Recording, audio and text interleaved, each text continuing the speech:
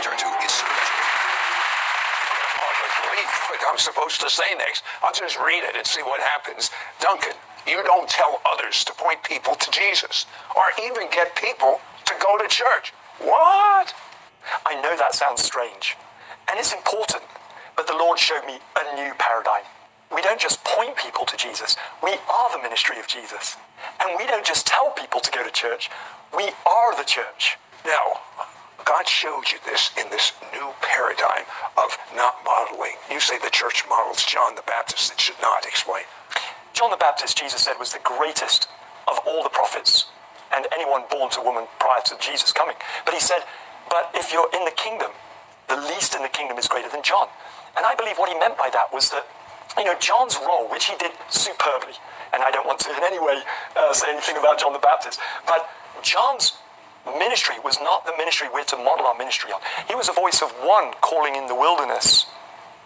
Jesus, on the other hand, his life was revealing the Father through the most extraordinary signs, wonders, and miracles.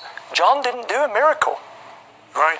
And Jesus wasn't a voice of one calling in the wilderness. He's now a voice of a multitude of living waters. And of course, that's all of us, the least of these, all having a voice, all out of our union with Jesus, living a life that only Jesus could live on the earth. To live in the intimate love of the Father, in the Son, with the Holy Spirit, where we're daily receiving the secrets of God, the things that are on his heart, and living out a life where we walk into one amazing moment after another as the Holy Spirit leads us, because we're sons of God and daughters of God. Open the eyes of the blind and the deaf, and see mute speaking, and people that are in wheelchairs come leaping out of wheelchairs. I mean, that's such a privilege. So it's almost, let me say this and tell me if I've got it. It's not us laying hands on the sick, on the blind, on the deaf, on the lame. It's Jesus in us laying hands. So we're not doing it. We don't have any responsibility but to be obedient.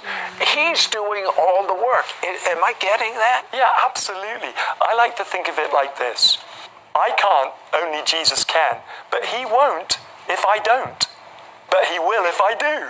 And so this is the mystery of our union with him, Now, you are involved in some of the most extraordinary miracles partnering with God that you've ever heard of. For instance, in all different realms, in weather, in Australia. Tell me about that. Well, that I think was probably one of the more extraordinary moments. But as I just had arrived in Canberra, the capital city, John and Carol and myself and Kate, my wife, were about to do a 5-day school with 300 leaders and pastors from all over Australia. And as I'm going for my run to shake off the jet lag, the Holy Spirit spoke to me and he said, "You've just heard the pastor say that Australia's been in a drought for 9 years. I want you to declare tonight at the meeting," because I was preaching that night, "that the drought will be over this coming Friday on the last day of the conference.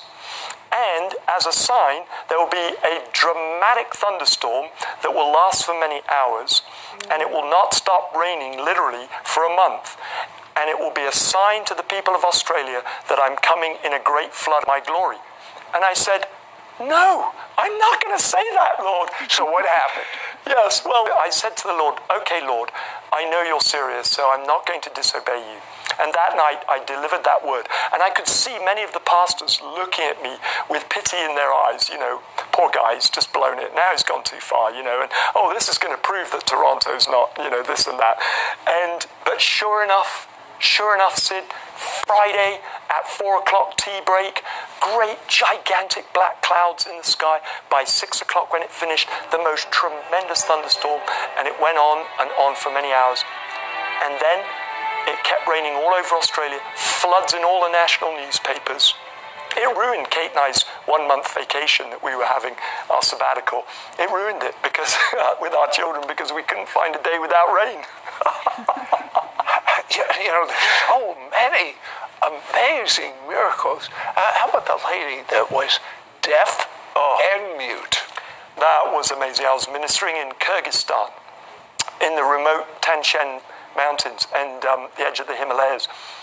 And as I was ministering to probably 300 or 400 leaders and pastors.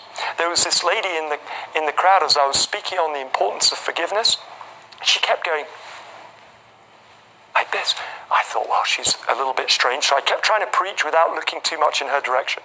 Well, when I got off the platform and I started to minister to folks and laying hands on people, I turned around and came face to face with her. 40 years old. She's standing, I found out from my interpreter, she's standing with her babushka, grandmother as they call them in Kyrgyzstan, and her 16-year-old daughter. After 6 attempts of the most valiant attempts of prayer that I can give, surrounded by the crowd watching, hoping, nothing happened. And everyone's face was, and including most of all mine. But suddenly, as I went for the 7th go, put my finger in her ear, she suddenly went, So I put my second finger in the other ear, she went, like this, and the Lord said, spit on her tongue. Oh, no. And of course, right now, in all of this environment that we're in, but in that moment, I was like, Lord, how do I do that? I mean, if I try to spit in her, tongue, I might hit her in the eye, and she's not blind, but she might be after that.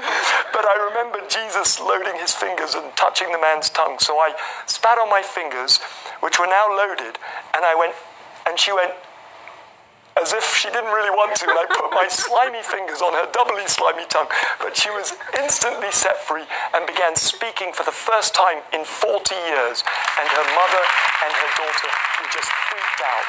And the Lord said, tell us to say something normal. So through the interpreter I did, and she turned to her mother, and the interpreter said it afterwards, and said, Mom, when are you going to take me and my daughter home for dinner?